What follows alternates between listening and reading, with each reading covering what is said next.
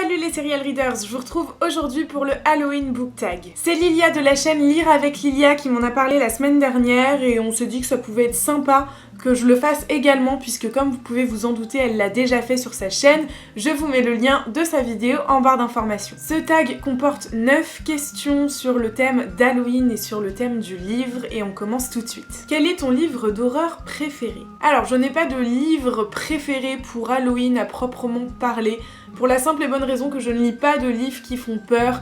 J'adore les thrillers, j'adore les policiers, j'en lis beaucoup. C'est vrai qu'il y a des passages parfois angoissants, mais c'est pas des choses qui sont terrifiantes.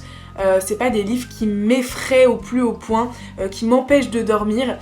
Et du coup, j'ai pas vraiment de livre à vous citer. Maintenant, si je devais lire un livre d'horreur, je pense que je me tournerais directement vers Stephen King. Voilà, ces livres sont réputés pour foutre les chocottes, clairement. Donc si un jour j'ai envie de me faire peur, je lirais du Stephen King. C'est vrai que je vous avais dit que j'avais envie de lire Misery cette année. C'est loupé parce que j'ai beaucoup de choses à lire, mais du coup je le lirai très certainement en 2017. Quelle est la couverture la plus terrifiante? Alors la couverture, moi, qui me traumatise, qui m'a traumatisée quand j'étais au collège et que je ne peux plus voir, c'est la couverture du Horla de Guy de Maupassant. Alors cette couverture, je la trouve gênante, angoissante, il y a un truc, regardez-la bien, je vous montre l'édition que moi j'ai. Je sais pas, il y a un truc qui me gêne, qui me met des frissons partout. Je la trouve horrible, clairement je la trouve horrible. C'est peut-être l'organisation de l'illustration qui fait que, mais je sais pas, j'arrive pas. Et le pire, c'est que je suis allée voir pour cette vidéo d'autres éditions du Horla et que toutes les couvertures sans exception, je vous mettrai des petits exemples ici, sont terrifiantes vraiment, elles sont angoissantes, gênantes, je sais pas, il y a un truc. Dites-moi dans les commentaires si vous avez le même ressenti que moi. Et en plus c'est un livre que j'ai détesté, donc je peux vous dire qu'il ne fait absolument pas partie de ma bibliothèque. Je l'ai chez moi, mais certainement pas dans ma chambre. Si tu pouvais aller demander des bonbons avec un auteur, lequel serait-il? J'ai pas mal réfléchi à cette question, j'ai essayé de voir dans les auteurs que j'ai déjà lus et en fait je me suis rendu compte que la personne avec qui je voudrais aller chercher des bonbons ce serait Agatha Christie. Parce qu'il y a plein de choses. Premièrement, c'est quand même une grande dame de la littérature anglophone, une grande dame du thriller. Voilà, j'ai entendu que ses livres étaient quand même assez effrayants, assez angoissants. Et puis voilà, le personnage d'Agatha Christie tout court, en fait, le mystère qu'il y a eu autour de sa disparition, enfin voilà, c'est un personnage, c'est une femme emblématique qui est assez connue pour être une femme mystérieuse et il se passe des choses pas très nettes, enfin il se sont passées des choses pas très nettes du temps de son vécu, donc je pense qu'elle pourrait me foutre la frousse et je pense qu'elle me ferait vivre des choses assez éprouvantes. Si tu pouvais te déguiser en personnage de roman, lequel choisirais-tu? Alors là j'ai beaucoup hésité parce qu'il y a pas mal de héros qui ont des styles un peu particuliers. Et puis finalement j'ai décidé de choisir Katniss Everdeen de Hunger Games. C'est purement physique, j'adore la combinaison en fait qu'ils lui mettent pour rentrer dans les jeux, notamment dans le tome 1, et puis tous ses costumes de manière générale sont géniaux, originaux, magnifiques, splendides, tout ce que vous voulez.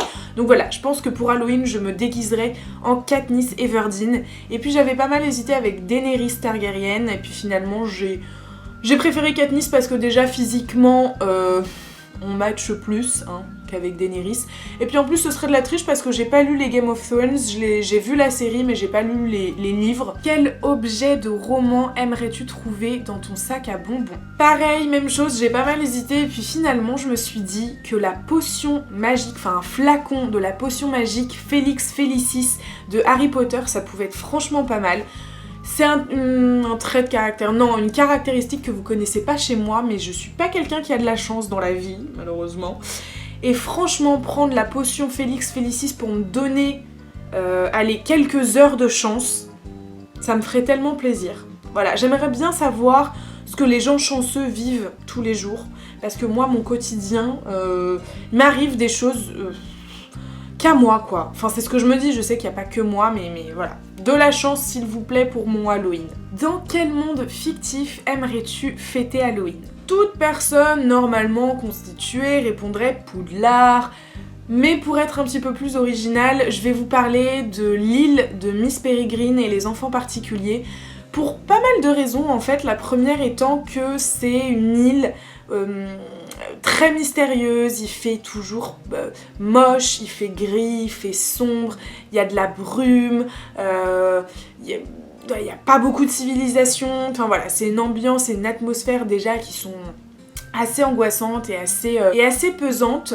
La deuxième raison, c'est que sur l'île, il y a quand même des créatures comme ça.